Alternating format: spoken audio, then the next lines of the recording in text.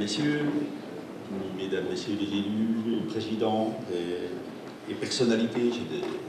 vous remercie de nous accueillir ici dans cet espace Georges Sadoul pour donc travailler avec les géographes sur cette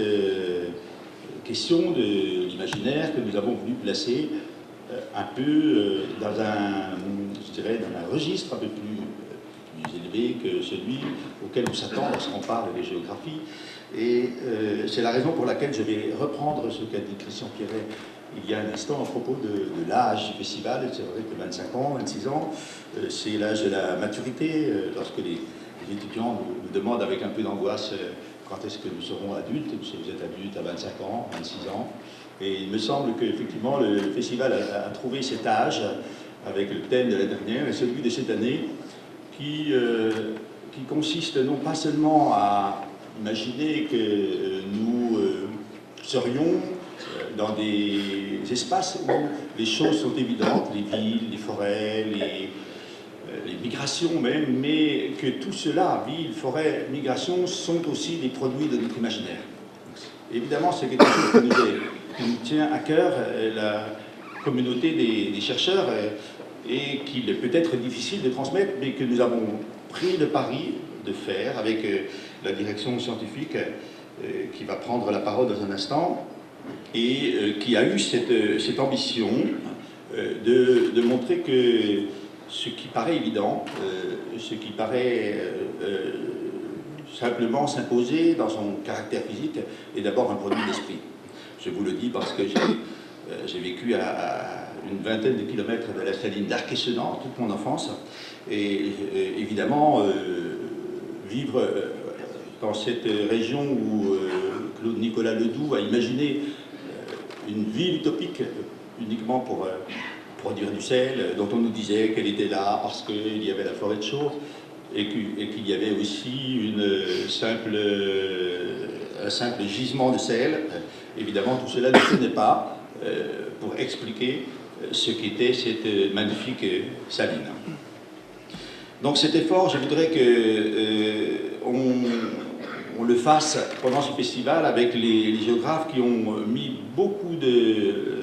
d'imagination à essayer de faire comprendre comment donc les choses se construisent, comment nous les élaborons dans des discours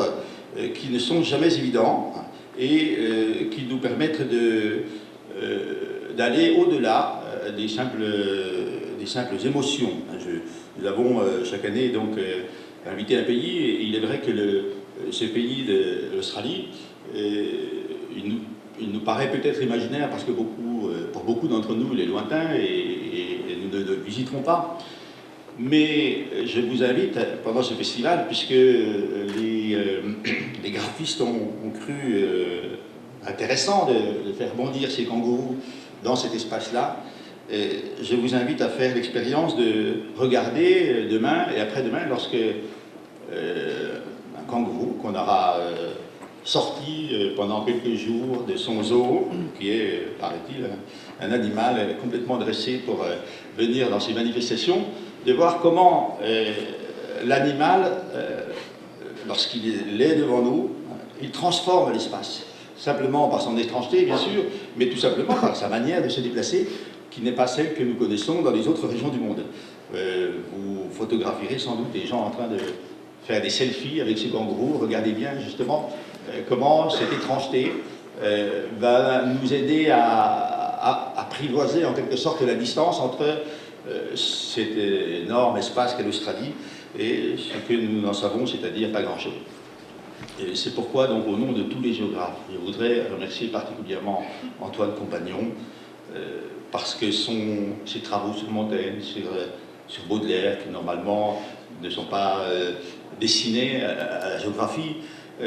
nous sont très chers parce qu'ils introduisent dans la pensée de l'homme et dans l'exploration qu'il fait de cette pensée toute une richesse qui nous aide à comprendre comment donc à telle et telle époque eh bien donc le monde se pense à travers des expériences qui sont uniques. Et je pense qu'il parlera de ces petit spleen numérique, c'est un merveilleux petit livre jaune qui est sorti hier ou avant-hier, enfin, et qui est un travail extrêmement passionnant de quelqu'un qui réfléchit, qui est passionné de livres et qui réfléchit justement sur cette frontière numérique qui est en train de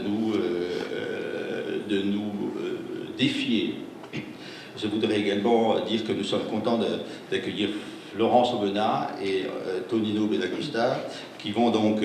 explorer et interpréter cette alliance festive que nous avons voulu avec vous tous pour nous aider à comprendre le monde et pas seulement à penser que les géographes seraient mieux armés que les autres, mais nous rappeler que le monde n'est pas tel qu'il est, mais il est tel que nous l'imaginons qu'il est, c'est-à-dire donc un produit assez mystérieux de notre esprit et de cette alchimie que nous allons vivre pendant 2 jours. Bon festival à tous et merci encore de votre accueil au nom de toute la communauté des géographes.